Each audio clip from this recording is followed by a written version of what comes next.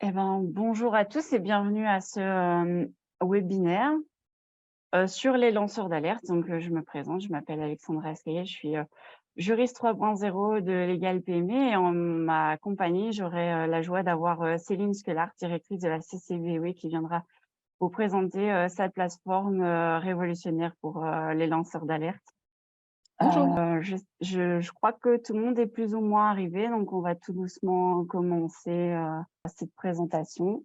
Alors, qu'est-ce que les lanceurs d'alerte? Alors, pour ceux qui ne le savent pas, il y a eu une directive européenne qui a été faite en 2019 sur les lanceurs d'alerte. Le principe, c'est qu'une personne peut signaler un manquement d'une entreprise, que ce soit au niveau du droit européen ou du droit belge. Une entreprise n'aurait pas respecté une loi, un règlement, peu importe. Cette personne va signaler l'entreprise et donc il y aura un suivi qui doit être fait. Et cette personne va bénéficier d'une protection sur le fait d'avoir signalé un manquement. Donc l'employeur, par exemple, ne pourra pas licencier son travailleur parce qu'il sera protégé sur le simple fait d'avoir signalé son manquement. Donc il y a évidemment aussi l'aspect de confidentialité où la personne qui signale sera confidentielle. Il y aura une personne tierce entre le dirigeant de l'entreprise et la personne qui signale, qui sera neutre et qui ne dévoilera pas l'identité de la personne, sauf si c'est obligatoire en vertu de la loi. Et tout ça, ce sera évidemment dans un contexte professionnel.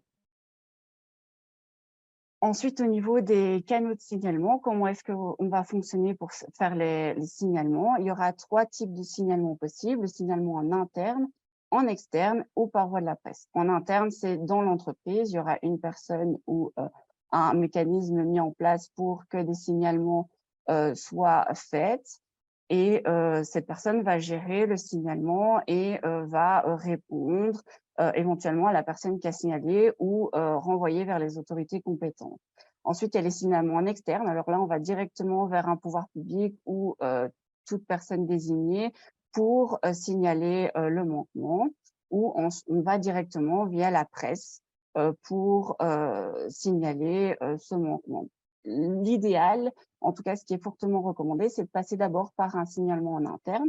Il y aura un accusé de réception qui sera fait et un délai obligatoire dans lequel il faudra répondre de 3 mois. S'il n'y a pas eu de suite, alors on conseille de signaler en externe et puis après de passer par la publication dans la presse, si vraiment il n'y a aucun recours avant qu'il soit possible. Ensuite, au niveau du signalement en interne, parce que c'est ce qui va occuper essentiellement les entreprises, parce qu'il y aura une obligation de prévoir une procédure en interne pour les signalements, pour les entreprises de plus de 50 travailleurs et aussi pour le secteur privé, public et privé, mais pour le secteur privé, ce sera pour les entreprises de plus de 50 travailleurs.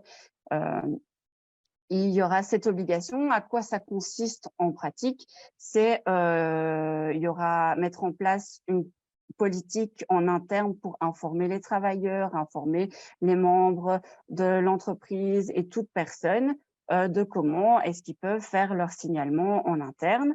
Il faudra aussi prévoir toute une procédure de signalement, donc c'est-à-dire est-ce qu'on prévoit une plateforme qui va respecter la confidentialité, désigner une personne tierce qui va gérer les signalements? Voilà, il y a toute une procédure à mettre en place. Il faudra aussi consulter les partenaires sociaux pour s'assurer qu'ils soient d'accord avec les mentions.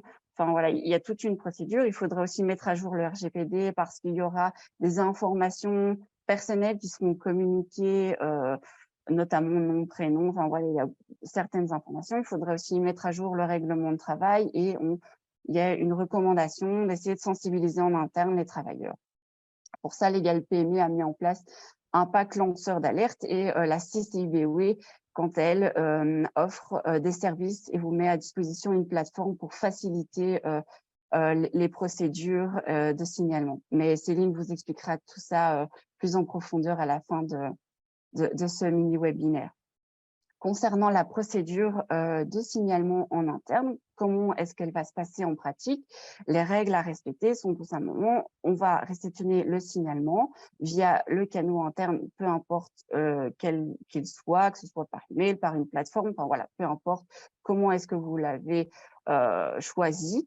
Ensuite, il faudra accuser la réception de ce signalement dans les 7 jours. Il suffit par exemple de faire un simple email en disant « Nous avons bien réceptionné votre demande, nous allons la traiter ». Ensuite, il faudra évidemment la traiter. Il peut s'agir de faire une enquête, de voir certaines choses en interne pour vérifier que le signalement est correct. Et tout ça doit se faire dans les 3 mois. Et ensuite, vous informez la personne. Vous allez, par exemple, lui dire, ben voilà, nous avons bien pris connaissance de votre demande et voilà ce que nous allons mettre en place pour régler le signalement que vous nous avez fait. Ou alors, nous ne savons pas donner suite à votre signalement, l'enquête n'a abouti à rien. Ou alors, vous allez dire, ben voilà, nous ne pouvons rien faire, nous avons renvoyé vers les autorités. Voilà, c'est un peu les cas de figure qui sont possibles dans cette hypothèse. Alors, quelle est la personne qui va gérer ces signalements et tout ça, ce sera une personne qui doit absolument être neutre et impartiale. Il ne peut pas s'agir du dirigeant d'entreprise, bien évidemment. Il ne peut pas s'agir non plus d'un travailleur. Voilà, il faut vraiment une personne neutre et qui, en tout cas, n'a aucun lien directement avec le signalement ou avec l'employeur ou le dirigeant d'entreprise.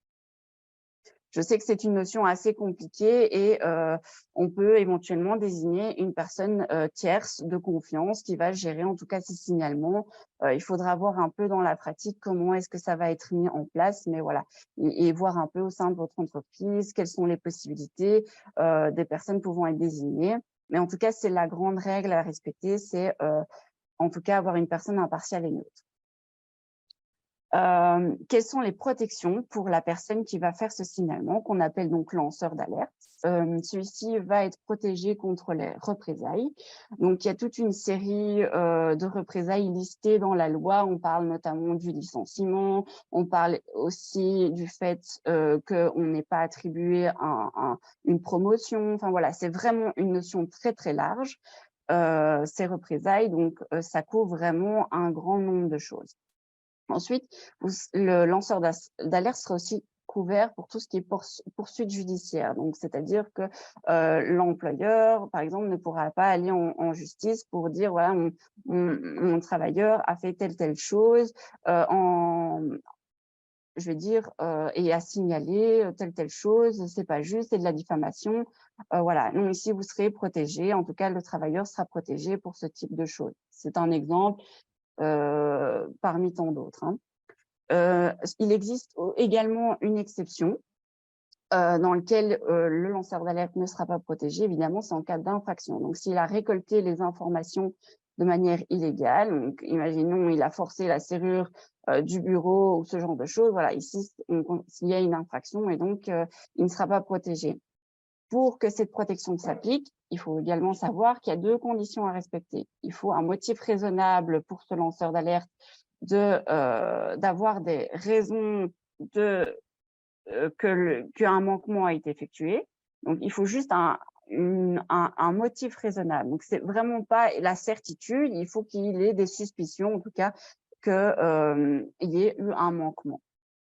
Et ensuite, il doit faire un signalement en interne, en externe ou par voie de presse, par une des 3 voies possibles. S'il ne respecte pas ces conditions, eh ben, il ne sera pas protégé. Il a l'obligation de respecter ces conditions. Alors, qui est protégé finalement? Ça vise les travailleurs, les indépendants, collaborateurs indépendants de l'entreprise, les stagiaires, donc toute personne qui va travailler dans l'entreprise. Ça vise aussi tous les membres et tous les membres d'organes de l'entreprise, que ce soit actionnaires, personnes de surveillance, délégués syndicales, vraiment toute personne dans l'entreprise. Et ça peut aussi être des personnes tierces, comme des sous-traitants ou des fournisseurs. Il faut que ces personnes aient un lien avec l'entreprise, mais la loi ne s'arrête pas là. Elle va aussi couvrir les personnes qui ont un lien, par exemple, avec les travailleurs, tels que les proches. Et si ce proche est couvert, votre travailleur sera aussi couvert. Donc, on vise aussi les personnes qui ont aidé aussi à obtenir des informations. Donc voilà, la loi est très large sur les personnes protégées. Et donc, voilà un peu le listing ici. Qui est visé par l'alerte? Alors, essentiellement, ce sera les entreprises et les chefs d'entreprise plus spécifiquement. Et ces personnes ont aussi des protections. Leur identité ne sera pas divulguée, ou tout du moins vraiment qu'en dernier recours et lorsque la loi l'oblige. Il y aura évidemment une présomption d'innocence. L'entreprise ou le chef d'entreprise ne sera évidemment pas accusé à tort, il y aura des vérifications qui seront faites. Et il y aura toute une série de droits qui seront respectés, notamment on ne pourra pas diffamer l'entreprise, ce genre de choses. Il faut aussi savoir que le chef d'entreprise aura la charge de la preuve. Donc, c'est-à-dire que si le travailleur va faire un signalement, celui-ci, on considérera que s'il rentre dans les 2 conditions que j'ai mentionnées tout à l'heure, il sera protégé et il ne devra plus rien prouver. Ce sera à l'employeur de démontrer que s'il a licencié son travailleur, ce n'est pas parce qu'il a eu un signalement de sa part. Il devra démontrer que c'est parce qu'il est incompétent ou ce genre de choses. Donc, il devra malheureusement, la charge de la preuve est pour l'employeur. Ensuite, il y a toute une série d'autres informations, notamment au niveau des signalements. Quels sont les signalements possibles? En tout cas, ici, on vise des matières bien spécifiques dans la loi. On vise notamment et essentiellement le droit fiscal, le droit social, qui sont les 2 gros points, en tout cas, qui sont susceptibles de plus de signalements. Mais on ne s'arrête pas là. Il y a aussi tout ce qui est signalement en matière de sécurité, sécurité de l'information au niveau RGPD, sécurité au niveau médical, voilà, ce genre de choses. Il y a aussi au niveau des marchés publics, si une procédure n'a pas été respectée, par exemple. Donc voilà, il y a plein de matières et si le signalement rentre dans ces matières, alors la loi s'applique. Il existe aussi le principe du signalement anonyme. Tout ce qui est signalement externe, ce sera d'office anonyme, le nom ne sera jamais divulgué de la personne qui signale. Et en interne, il y a un signalement anonyme qui sera mis en place pour les entreprises de plus de 250 travailleurs. Le fait que ce soit anonyme, c'est vraiment le nom et le prénom ne sera jamais demandé. Là où la confidentialité, c'est un peu différent. Le nom et le prénom sera connu de la personne tierce et neutre, mais ne sera pas connu en tout cas, du dirigeant d'entreprise ou de l'entreprise en tant que telle. Donc, vous l'aurez bien compris, il y a toute une procédure aussi à mettre en place au niveau de la sécurité de l'information. Il faudra stocker les signalements et les informations de ces personnes dans un endroit spécifique et sécurisé, auquel le chef d'entreprise ne pourra pas avoir accès. Comme je l'ai dit tout à l'heure, effectivement, au niveau des données personnelles, il y aura un changement à faire. Il faudra modifier votre registre de traitement en insérant cette spécificité liée aux lanceurs d'alerte et aux données collectées. Il faudra aussi prévoir un effacement des signalements. Voilà, il y a plein de choses à mettre en place au niveau du RGPD, donc pas oublier qu'il faudra éventuellement mettre à jour tout ça.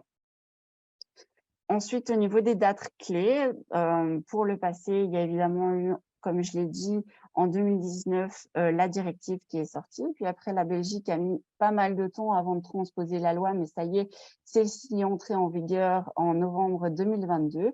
Et depuis le 1er janvier 2023, en tout cas, elle est applicable pour les entreprises de plus de 250 travailleurs. Donc, depuis le 1er janvier, en tout cas, les entreprises de plus de 250 travailleurs doivent avoir mis en place une procédure interne de signalement.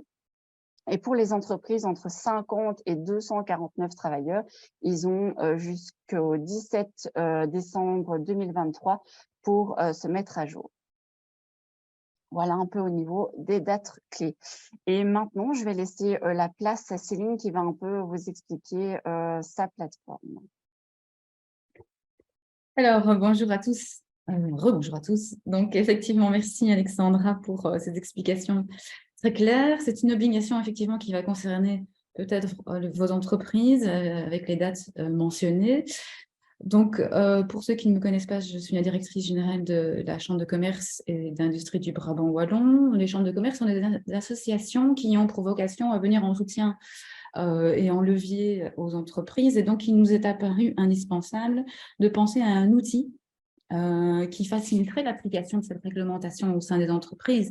Donc, nous avons pensé à un canal de notification dont Alexandra a parlé. Pourquoi nous y sommes intéressés? Parce que justement, nous sommes des associations privées, neutres et indépendantes, et que bien, nous sommes reconnus comme partie neutre dans le monde entrepreneurial. Alors, nous nous sommes donc donné ce rôle de, outre vous conscientiser à vos obligations par rapport à cette réglementation, de vous outiller et de garantir donc un outil conforme à la législation. Alexandra en a parlé, tout ce qui est confidentialité, anonymat, process, donc dépôt de la plainte, on va appeler ça une plainte, de la notification, le nombre de jours, etc. Et donc cette plateforme est créée pour pouvoir répondre à tout ce process interne dans l'organisation. Évidemment, notre rôle, puisque nous sommes neutres, c'est uniquement de vous guider à intégrer au sein de votre entreprise l'idéologie un peu de cette réglementation. Attention, je précise, c'est pas du tout un outil de délation, c'est vraiment un outil qui permet aux lanceurs d'alerte d'être protégés pour éviter pour l'entreprise que ça passe dans la presse ou des choses comme ça, et parfois que ça fasse voilà, un gros pataquès, on peut dire ça comme ça. Alors, vous pouvez vraiment rassurer vos collaborateurs par rapport à ça. La plateforme qui a créé le canal de notification garantit l'anonymat. Donc, c'est un développement spécifique pour la plateforme. Ça a été éprouvé dans une chambre en Finlande, ça fait 2 ans, et on a travaillé avec eux. Donc, vraiment, toute la plateforme est basée sur l'anonymat. Donc, la personne qui est dédiée à recevoir les plaintes ne connaît pas la personne, ne connaîtra jamais la personne. Et donc, tout se fait par l'intérieur. Donc, quand Alexandra disait le patron ne doit pas être au courant, enfin, ça dépend de la personne qui est évidemment la personne dépositaire. Et donc, tout se fait en interne avec tous les process, et la plateforme permet d'aller jusqu'à la résolution du problème. Donc, nous, on se focalise effectivement là-dessus. Et si vous avez besoin, comme Alexandra l'a dit, de tout ce qui est partie légale, règlement de travail, adaptation des documents, etc., etc. Mais c'est le partenariat que nous avons avec Legal PME. C'est vraiment très intéressant de pouvoir mettre ça en place. Alors, cette plateforme, c'est très simple, comme on le voit ici sur le petit schéma. Donc, vous nous contactez, on vous explique comment ça fonctionne, on signe ensemble un contrat, puisqu'il y a tout ce qui est règles RGPD qui va avec. On vous le présente, on vous montre une démonstration, etc., etc. Et puis, alors, il y a l'ouverture du canal. Et l'ouverture du canal qui est anonymisée, qui est ouvert par Belgian Chambers. Et puis, alors, on vous accompagne dans l'entreprise pour tout ce qui est formation, donc implémentation de la plateforme, formation à l'utilisation, définition ou discussion autour de la personne dépositaire, et puis conscientisation de votre personnel également à savoir voilà, comment se servir de la plateforme, où s'en servir, etc. Évidemment, c'est une plateforme qui a un coût, développement, installation, hébergement, accompagnement, soyons tout à fait transparents. Donc, voilà, l'implémentation, c'est un coût fixe, ça dépend de la taille de l'entreprise. Pour nos membres, le setup fee, comme on appelle ça, est gratuit jusqu'en juin. Et puis, il y a toute la partie abonnement, puisque c'est une plateforme, voilà, il y a un hébergement, etc., qui est aussi fonction de la taille de l'entreprise. Alors, c'est intéressant, puisque Alexandra l'a dit, au-dessus de 250 personnes, c'est obligatoire. Mais je pense que c'est intéressant de toute façon de s'y intéresser, quelle que soit la taille de l'entreprise, parce que ça a vraiment un sens dans l'anonymisation et finalement la possibilité de diminuer l'impact parfois d'une plainte en interne. Donc, comme le slide l'indique, vous pouvez aller sur notre site internet, la Chambre de commerce, vous avez le produit qui est en place. La plateforme existe, vous pouvez aller dessus, il y a aussi des démos, des tutos, des facs, mais on peut vous expliquer ça. Il suffit de nous contacter à la Chambre, soit moi-même, soit Ben Delers, qui est aussi responsable du projet. Voilà, et pour le reste, eh bien, nous collaborons avec Legal PME, donc pour tout ce qui est voilà, adaptation de tous les documents. Je vous remercie pour votre bonne attention et je rends la parole à Alexandra. Ben, merci beaucoup Céline pour toutes ces explications très, très claires et très intéressantes. Et donc là, je vais vous inviter à nous poser toutes vos questions si vous en avez, que ce soit sur la plateforme que Céline pourra vous répondre ou sur la législation sur laquelle moi je m'engage à vous répondre évidemment. Je vois qu'il y a des questions d'ordre pratique sur la copie de la présentation. Évidemment, les documents seront envoyés par email à tous les participants. On a aussi, en tout cas, l'enregistrement actuel qui sera publié sur notre page YouTube Legal PME. Donc, n'hésitez pas à revisionner si vous avez manqué éventuellement le début ou si des passages n'ont pas été très bien compris et que vous souhaitez en tout cas réécouter, ou pour tout éventuel absent qui souhaiterait en tout cas revisionner. Alors, comment un partenaire privé de l'entreprise peut-il connaître quel dispositif est mis en place par l'entreprise? Alors, il y aura normalement dans les entreprises des politiques informatives. Donc, c'est le même principe qu'une politique de vie privée, par exemple, en matière de RGPD. Donc, c'est un document qui reprend toutes les informations en matière de lanceur d'alerte et qui informera les visiteurs, les travailleurs ou n'importe qui de la manière dont vous pouvez, en tout cas, faire un signalement en interne. Et donc, quels dispositifs sont mis en place finalement? Ça explique comment est-ce que vous pouvez faire. Donc, c'est via des politiques. Enfin, des politiques, je parle vraiment c'est un document qui informe, c'est pas très, très compliqué. L'adresse internet de la plateforme, Céline, on me demande. Alors, c'est très simple, c'est lanceur au pluriel d'alerte Belgique, tout en un mot. Donc, lanceur au pluriel d'alerte, sans l'apostrophe, enfin, lanceur d'alerte belgique.be, avec S. Mais on peut vous envoyer tout ça effectivement par. Mais moi, je ne peux pas le mettre dans le chat, mais. Ah. Je peux le mettre dans le chat? Oui, je crois que tu peux. Ok, alors.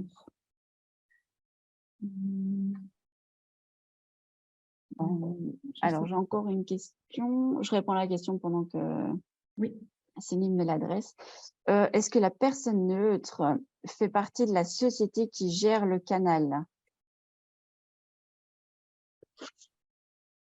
Je vous avoue, je ne comprends pas trop le sens de la question. Oui, non, je pense. Ah oui, c'est Céline qui doit répondre. Non, je pense que c'est. Non, pas nécessairement, mais c'est préférable.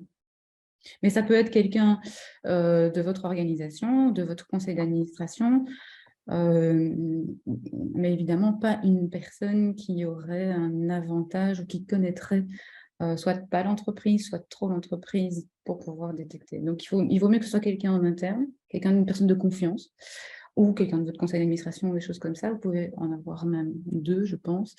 Mais il est préférable que ce soit en interne de l'entreprise. Voilà, vous avez tous la plateforme. Voilà, Céline a mis le lien de la plateforme dans le chat, comme ça tout le monde. Donc, n'hésitez pas, il y a des facs, des tutos pour l'utilisation de la plateforme. Peut-être qu'effectivement, il y a aussi une réponse à la question de la personne à déterminer pour être le récipiendaire des alertes. Alors, le rôle de cette personne neutre, en tout cas, ce sera à la fois je vais dire, elle ne se limitera pas uniquement à mener l'enquête. Donc, il faut effectivement, l'essentiel sera ça, ce sera de vérifier que le signalement est correct et juste, qu'il y a bien eu un manquement de la part de l'entreprise.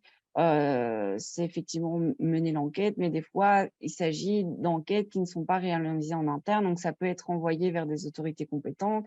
Ça peut être des fois... les tâches seront variées, mais essentiellement, oui, ce sera de vérifier que les signalements sont corrects pour ensuite prendre les bonnes décisions et de savoir qu'est-ce qu'on fait en tout cas. Et qu'est-ce qui sera mis en place par l'entreprise pour pallier à ça. Donc voilà. Je ne sais pas si tu veux rajouter quelque chose par rapport à cette question-là, Céline. Non, c'est parfait, ok. Donc, je vois que le temps avance, donc on va continuer. Si vous avez d'autres questions, n'hésitez pas non plus à nous les envoyer par mail. Pour tout ce qui est plateforme, vous pouvez contacter la CCIBW, et pour tout ce qui est aspect juridique, alors plus Légal PME, à l'adresse info@légalpme, mais toutes nos coordonnées seront reprises après. Et Je vais vous... inversement, comme on collabore ensemble, n'hésitez pas à contacter l'un ou l'autre, on Voilà, se coordonne. tout à fait. Hop, je vais juste faire un petit peu de promotion pour Légal PME, et je vais vous présenter nos livrets périodiques. On a sorti toute une gamme de livrets périodiques traitant de sujets spécifiques.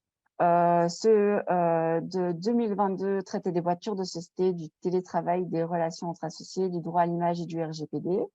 Le droit à l'image du RGPD va bientôt sortir et bientôt être distribué. Et donc, on vous annonce en exclusivité ici les sujets de 2023. Il y aura la fiscalité des droits d'auteur, la rémunération alternative, la bonne gouvernance et le monde numérique de la PME. Pourquoi pas faire un jour un livret sur les lanceurs d'alerte? Qui sait, on ne sait pas. Peut-être en partenariat avec la CCIBW, on verra. Ensuite, je vous reprends ici tous les prochains mini-webinaires de Légal PME. C'est comme d'habitude, pour ceux qui connaissent, en tout cas, c'est midi pendant 15 minutes avec 5 slides et 3 questions. Ici, c'était un petit peu particulier parce qu'on était en partenariat avec la CCIBW et que c'était un sujet qui demandait un petit peu plus de temps pour le traiter. Donc, voilà, et n'hésitez pas non plus à nous parvenir les sujets qui vous intéressent. On sera une joie évidemment de les aborder et vous expliquer tout ça en langage clair et le plus simplement possible. Et ensuite, n'hésitez pas non plus à nous suivre sur nos réseaux sociaux, à vous procurer notre livre de droit social si cela vous intéresse, et à vous abonner à notre newsletter. Si vous avez des questions ou informations à nous communiquer, n'hésitez pas à nous contacter à l'adresse info@légalpme, comme je l'ai dit tout à l'heure. Je vous remercie tous en tout cas pour votre attention, et en tout cas, je vous souhaite un bon appétit. Céline, tu souhaites intervenir? Je voulais juste répondre à la dernière question qui est arrivée il y a 2 minutes et qui demandait, voilà, nous avons des sociétés qui font moins de 50 personnes, recommandez-vous de mettre en place un tel système? Vous n'êtes sans doute pas dans l'obligation, mais ce système permet de rentrer aussi dans une bonne gouvernance de l'entreprise, ce qui rentre dans un objectif de développement durable de l'ONU. Donc, je pense qu'il y a aussi un autre sens que simplement celui de l'obligation légale à implémenter un tel système dans l'entreprise. Voilà, je vais juste en terminer par là. Non, mais il n'y a pas de souci. Et je te suis sur ce point-là, dans le sens où même chez nous, moi, en tout cas, Légal PME recommande en tout cas de mettre en place, même si vous n'avez pas l'obligation, c'est toujours bien. Et de toute façon, la loi s'appliquera, en tout cas, voilà, je trouve que c'est quand même mieux, en tout cas, de le mettre en place. Mais ça, c'est voilà, mon point de vue personnel qui est en tout cas donné. Donc voilà, je crois que nous arrivons au bout. Et donc, je vous remercie tous, et je te remercie en tout cas, Céline, pour ton intervention. Merci de cette collaboration. Merci à tous d'avoir été attentifs et n'hésitez pas à nous contacter. Bonne journée à tous. Merci.